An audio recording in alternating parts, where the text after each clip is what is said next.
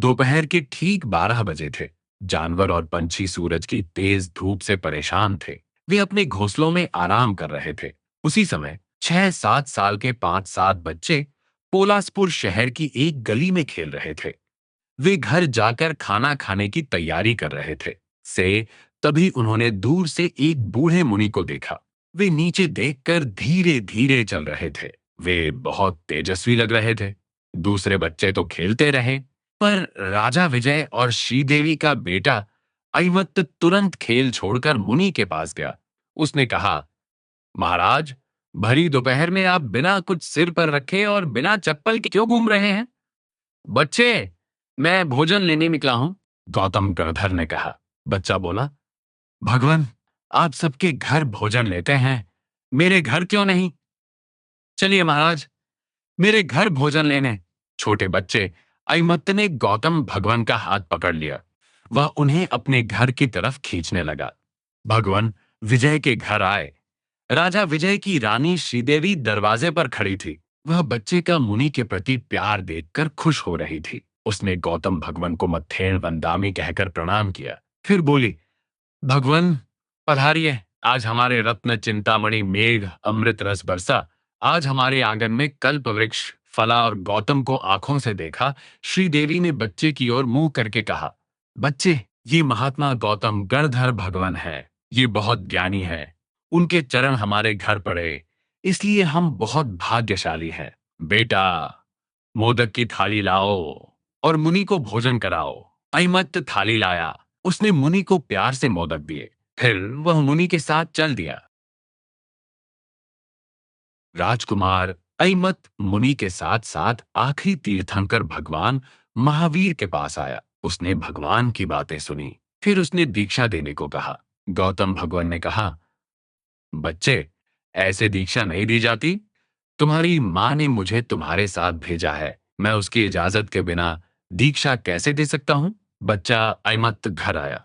वह अपनी माँ से कहने लगा, माँ, मैंने जब से मुनि को देखा है, मेरा मन उनके साथ रहने का हो गया है। मैंने रास्ते में उनसे उनका पात्र का थैला मांगा। मैंने कहा, महाराज, लाइए आपका थैला, मैं उठा लेता हूँ। मुनि ने कहा, थैला ऐसे नहीं दिया जाता।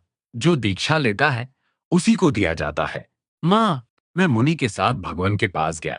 उनकी बातें कितनी मीठी थी। उनका ज्ञान जन्म जन्मांतरों की बातें बताने वाला था। मैंने वहां फिर से दीक्षा मांगी, पर मुझे वही जवाब मिला कि तुम्हें छोड़ने के लिए माँ ने भेजा है। उसकी इजाजत के बिना दीक्षा कैसे दी जाए? माँ, तुम इसमें माँ थोड़ी करोगी। श्रीदेवी बोली, अतिमुक्त, तुम तो अभी छोटे बच्चे हो। दीक्षा क्या है? उसके नियम क्या है? उसकी परेशानियां क्या है? तुम्हें थोड़ी पता है? माँ, पहले से सबको थोड़ी पता होता है।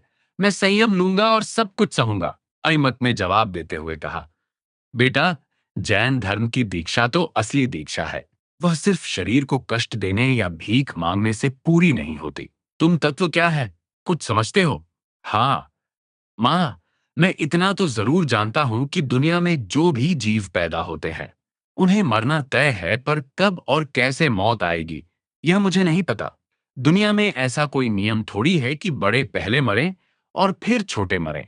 माँ, हम ठीक ठाक मरेंगे या दुखी होकर मरेंगे, यह किसे पता है? माँ, मुझे जब सुख दुख होता है, तब पता चलता है कि मैंने कुछ अच्छा बुरा किया होगा। यह उसका फल है, पर कब और कहां यह किया, ये मुझे नहीं पता। माँ, क्या यह तत्व नहीं कहलाता? अयमत ने संक्षेप में तत्व समझाया। बच्चे, तुम जो तत्व जानते हो, वही असली तत्व है। मौत तय है, यह जानने के बाद भी लोग मौत की चिंता नहीं करते। मौत की चिंता से बचने के लिए संयम सबसे अच्छा रास्ता है। पर तुम अभी बच्चे हो, बड़े हो जाओ तब दीक्षा लेना। माँ, अभी भी मोह? बड़े छोटे का किसे भरोसा है? श्रीदेवी चुप रही। विजय ने अयमत को राजगद्दी पर बिठाया। अयमत ने एक दिन राजपाट संभाला। फिर वह गौतम भगवान की शरण में आया और साधु बन गया। बच्चा अयमत मुनि स्थविर साधु के पास रहता है और मुनि के जैसे ही नियम पालता है। एक बार स्थविर मुनि के साथ अयमत मुनि बाहर गए थे। स्थविर मुनि शौच के लिए गए और अयमत मुनि एक छोटे तालाब के किनारे खड़े थे। इस तालाब में छोटे बच्चे हाथ पैर मारकर खेल रहे थे। बच्चे अहमद को अपने संयम का ध्यान नहीं रहा और उसे बच्चों जैसी हरकत सूझी। उसने अपना पात्र तालाब में तैरने के लिए छोड़ दिया और वह भी हाथ पैर मारते बच्चों से कहने लगा, देखो, मेरी ये छोटी नाव कितनी सुंदर तैर रही है। लड़कों और बच्चे मुनि ने पूरे छोटे तालाब को गंदा कर दिया। थोड़ी देर बाद स्थविर मुनि आए। उन्होंने देखा कि छोटा तालाब, छोटा बर्तन नाव बनाकर अइमत खेल रहा था। वे बोले, बच्चे मुनि, तुमने संयम लिया है। तुम्हारी प्रतिज्ञा है कि 6 तरह के जीवों को नुकसान नहीं पहुंचाओगे। पृथ्वी, पानी, अग्नि, वायु और तरस, ये सभी जीव हैं। तालाब में इस खेल से तुम्हारी वह प्रतिज्ञा टूट गई है। बच्चा अइमत तालाब से बाहर निकला और स्थविर मुनि के साथ शर्माता हुआ भगवान के पास आया। स्थविर मुनि और बच्चे मुनि अइमत इरियावह पड़िक्कमण करने लगे। पाणक कमणे व्यक्कमणे पणगत गमाटी। बोलते हुए अइमत मुनि की आंखों में आंसू आ गए। मैं और ये सभी जीव एक जैसे हैं। मुझ में ज्ञान, दर्शन, चारित्र के गुण हैं और उनमें भी वही गुण हैं। मैंने भगवान के पास 6 तरह के जीवों की रक्षा की प्रतिज्ञा ली थी और मैंने उसे तोड़ दिया। 6 तरह के जीवों को नुकसान पहुंचाकर मैं कैसे बचूंगा? मेरा क्या होगा? बच्चा मुनि गहरे सोच में डूब गया। तभी उसे वहीं पर सबसे बड़ा ज्ञान मिल गया। केवली अहमद केवली सभा में जा रहे थे।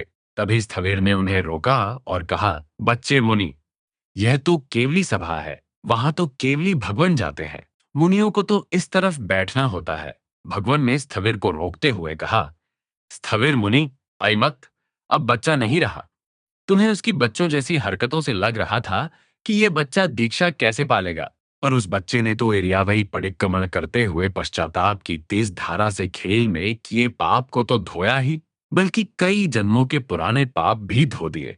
उसने कर्मों की गंदगी दूर करके सबसे बड़ा ज्ञान पा लिया है। अइमत मुनि केवली सभा में पधारे। स्थविर मुनि और गौतम गणधर भगवान ने बच्चे अइमत केवली मुनि को प्रणाम किया।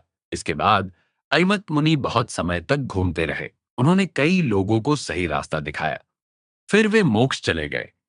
इरिया वही के आदर्श परिक्रमण में आज भी अहमद मुनि दुनिया के सामने एक मिसाल के तौर पर याद किए जाते हैं और कम उम्र में भी उन्होंने वह कर दिखाया जो बड़े भी नहीं कर पाते। उन्हें सबसे बड़ा ज्ञान पाने वालों में गिना जाता है। जच्चेव जाणवी तच्चेव न वेत्ति भणिय पव्वयो अइमत्तरीसी सिरिव्रंतीय चरम देहधरो 65 आखिरी शरीर धारण करने वाले श्री अतिमुक्त ऋषि ने अपने माता पिता से कहा कि मैं जो जानता हूं वह आप नहीं जानते। ऐसा कहकर उन्होंने वीर प्रभु के पास दीक्षा ली।